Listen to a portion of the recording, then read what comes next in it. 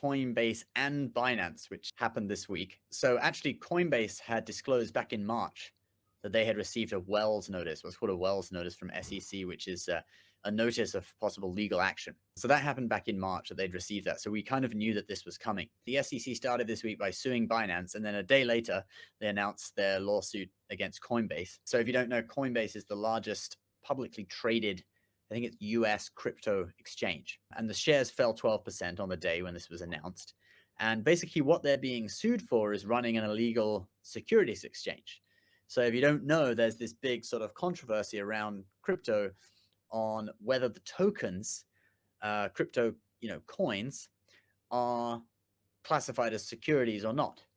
And if they are classified as securities, then because none of these exchanges have registered themselves as securities exchanges, they can get sued. And the SEC under Gensler seems to want to pursue charges with a lot of these different companies. Now, this isn't like FTX where they were like defrauding customers. This is basically that they're selling unregistered securities. I think it's interesting that they're going to go after him. I think the only way they go after him is because they're publicly traded. So right now they've got to show earnings reports. They've got to have a complete open book with the SEC. They've got to come in. I mean, publicly traded companies are under like scrutiny to the 10th degree. Well, that's the thing about Coinbase. They're actually very by the book. Probably after Gemini, they're the most by the book. I think Gemini is the most kind of by the book crypto exchange in the US, but Coinbase is probably quite a close second. I mean, they've gone through the whole IPO in a direct listing, and they're based in the US. They're not like offshoring stuff. Like, Binance is actually very opaque in its management structure. Yeah. Binance has a separate site for the US and the rest of the world because their rest of the world site wouldn't cut it with US regulators. Yeah, that's with Binance. It's like, well, we might as well throw one of the biggest exchanges in here and see if we can get them kind of grouped together with Coinbase.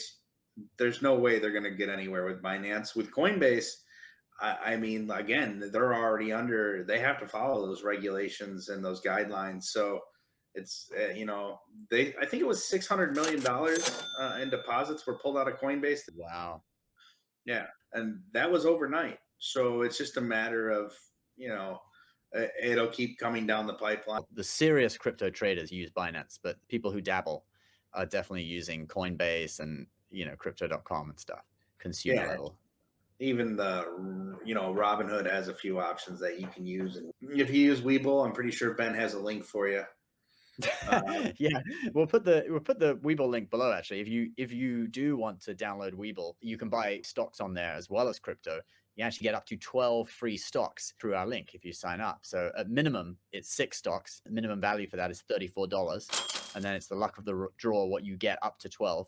And if you're really lucky and you get all the best stocks, which you won't, but if you were really lucky, it could be valued at over $30,000. But absolute minimum value for this is $34.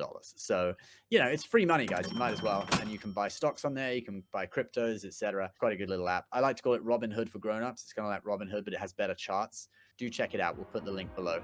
Exactly. Please check it out.